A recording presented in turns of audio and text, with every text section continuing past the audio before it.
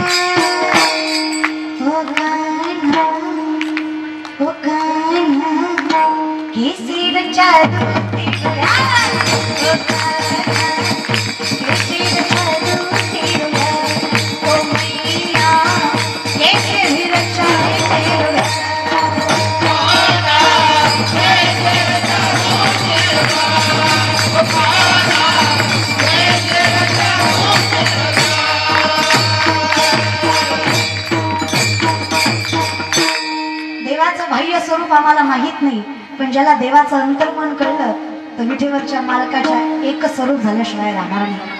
ज्याला कळलं ना की माझा पांडुरंग इतका संभाळतो, त्या दिवशी तो निर्मा आणि गोविंद असे तो कौतुकाने सांगेल, अरे माझ्या विठ्ठला इतकं गोड कोणी नाही. शंकराचार्य सांगतात बघा, अधरम मधुरम वदनम मधुरम नयनम मधुरम हसितम मधुरम हृदयम मधुरम गमनम मधुरम मधुराधिपति अखिलम मधुरम अधरम मधुरम वदनम मधुरम नयनम मधुरम हसितम मधुरम. तुझं चालणं बोलणं दिसणं रुसणं हसणं पळणं सगळं गोड आहे. विचार केला, जो दिसायला एवढा गोड आहे त्याचं हृदय किती गोड असेल. मग सहज विचार आला, ज्याचं हृदय एवढं गोड असेल त्याचं सांभाळणं किती गोड असेल. काय सांभाळत असेल ना. पण माणसाच्या बाह्य रूपावर कधी प्रेम करत जाऊ नका. त्याचं अस्तित्व, त्याचा स्वभाव, त्याचे गुण त्या आयुष्यात जास्त महत्वाचं असतं. आम्हाला तेवढंच कळतं दे ना. मला माहित आहे तू असा आहेस ना की तू आम्हाला कधीच विसरणार नाहीस. आणि म्हणूनच जीवही घाण टाकायला भीती वाटत. तू का म्हणे बळी जीव दिला, जीवही द्यावासा वाटतो. आणि असं वाटतं काही होऊ नये, आम्ही दैवाचे दैवाचे दास.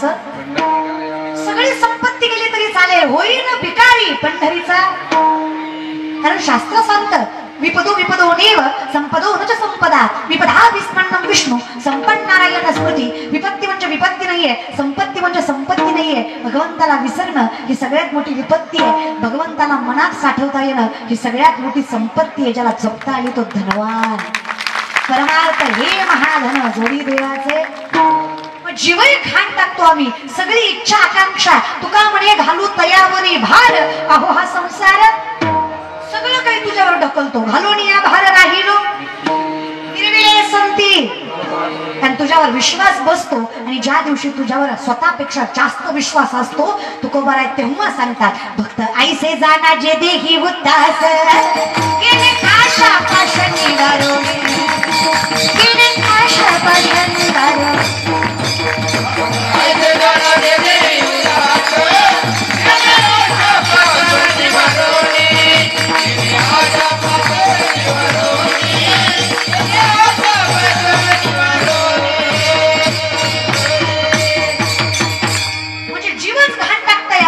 किती परमार्थ करावा. 16.5 वर्षाची कामोपात्र वेश्येची पोरगी हो, जिला तिचा बाप माहित नाही. कीर्तन नामदेवरायांचं, नामदेवरांच्या कीर्तनात ज्ञानोबा काय घेऊन कीर्तन ऐकायला कान्होपात्रा. शेजार पाजारची माणसं म्हणली आता नाचणारीची जात कीर्तन ऐकाय बसली, आता हिनं कीर्तन ऐकायची ना आम्ही काय करायचं. लोकच होती.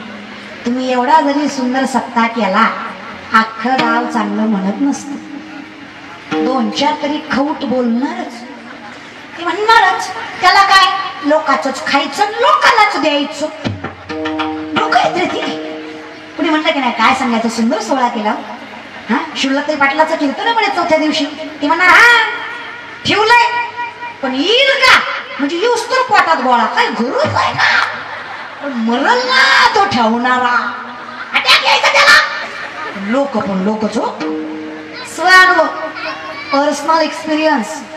शांत कीर्तन केलं मेवळा ठेवत काय काळा होती वय त्या येड्याला.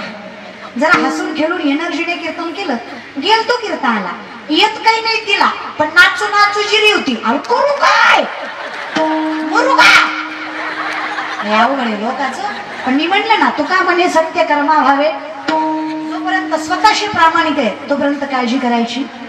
किती लोकांनी बोलू द्याव, जी लोक अपमान करतात ना तीच लोक एक दिवस सन्मान केल्याशिवाय राहणार नाही. धन्य म्हणविनय लोकी लोका, भाग्य आम्ही तुका देखील. जगद्गुरु तुकोबाराय म्हणतात आज येण्या म्हणतील, मूर्ख म्हणतील, हार येण्या म्हणतील, गाथा बुडवतील, काव्य रचना करू देणार नाहीत, कीर्तन मोडतील. पण एक दिवस असा येईल, आलाच की हो. ज्या लोकांनी ज्या देहून गाथा बुडवला, ज्या देहून तुकोबारांना कीर्तन करू दिले नाही, ज्या देहून तुकोबांना वेड ठरवलं, आज त्याच तुकोबांचं, त्याच देहूत, त्याच गाथ्याचं, त्याच लोकांना मंदिर बांधावं लागलं. हे सामर्थ्य जगद्गुरु तुकोबारांनी निर्माण केलं. ज्या आळंदीनं जातीबाहेर ज्ञानोबारांना काढलं, आज अख्खी आळंदी त्यांच्या जीवावर जगते. तीच म्हणते अरे ती ज्ञानराजा महाकैवल्य तेजा. कुणी दिलं, विषय तो त्यांचा झाला. भजनच केलं घेऊ. लोक म्हणतात देवाचं नाव काय देत. अहो आम्ही फक्त ज्ञानोबारांना माय समजून सगळी दुःख त्यांना सांगून त्यांच्या समाधीवर मस्तक ठेवलं. आज फक्त ज्ञानोबारांना माय मानून त्यांच्या समाधीवर मस्तक ठेवलं. अख्खा समाज आम्हाला महाराज मानून आमच्या चरणावर मस्तक ठेवतो. इतका अहो एका लेकराची आई व्हायला बाईचं 18-19 वर्ष वय लागतं. व्यक्तिमत्व बाई लागतं. वयाच्या 16व्या वर्षी अख्ख्या विश्वाची माय झाले. त्यांना ज्ञानोबाराय म्हणायचं. पुरुष असताना काय विश्वमाऊली कैवल्य साम्राज्य चक्रवर्ती महावैष्णव ज्ञानोबाराय. असा एकही प्रश्न नाही ज्याचं उत्तर ज्ञानेश्वरीत नाही. आणि असा एकही विषय नाही ज्याचं वर्णन गाथ्यात आणि ज्ञानेश्वरीत नाही. महाविष्णूचा अवतार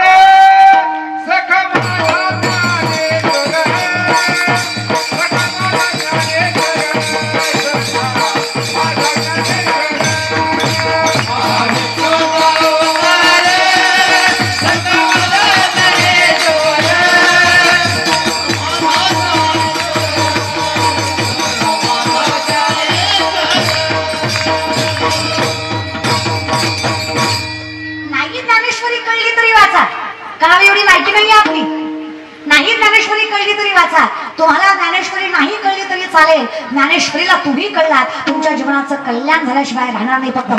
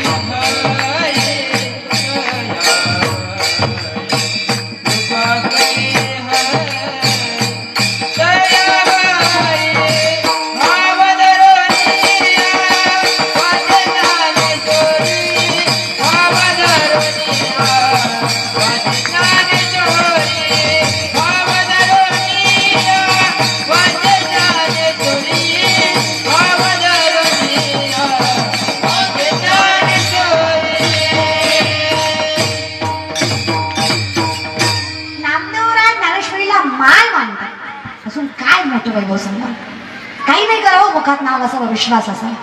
लोक नावं ठेवतातच. लोक म्हणलीच कानोपात्रेला, अगं तू नाचणारीची, तुला भजन शोभतं का? वाईट म्हटलं कानोपात्रेंना. ज्ञानोबारायांच्या चरणावर मस्तक ठेवलं आणि विचारलं, माऊली काय चूक आहे हो माझी? तुम्हीच म्हणता ना, जात वीत गोत कुळशील मात भजे का त्वरित भावनायुक्त. पण भारतात भाव महत्वाचा असतो, कुळ गोत्र जात मानत नाही म्हणे. मग हा समाज कीर्तनात बसणाऱ्या माणसाला जातीवर्ण कसा काय हे नव्हतं? वाईट वाटलं कान्होपात्रेला. माऊली म्हणजे कशाला काळजी करतेस माया? कोरडून सांग जगाला, पंढरीचा मालक बाप माझा. बिन बापाची काय म्हणताय? विठेवरचा मालक जिचा बाप याच्यापेक्षा मोठं सौभाग्य काय असू शकतं का? जाईन हिमायत या पंढरपुरा, भेटेन माहेरा पडिया. जनाई सांगते बघा, माझं माहेर गवाई जाते ग माहेराला, माझ्या मुळच्या घराला. मूळच घर जेव्हा होते चराचर तेव्हा होते पंढरपूर. आधी रचिली पंढरी मग माहेर माझं माहेर. ये ग विठाबाई, ये ग विठाबाई, माझे पंढर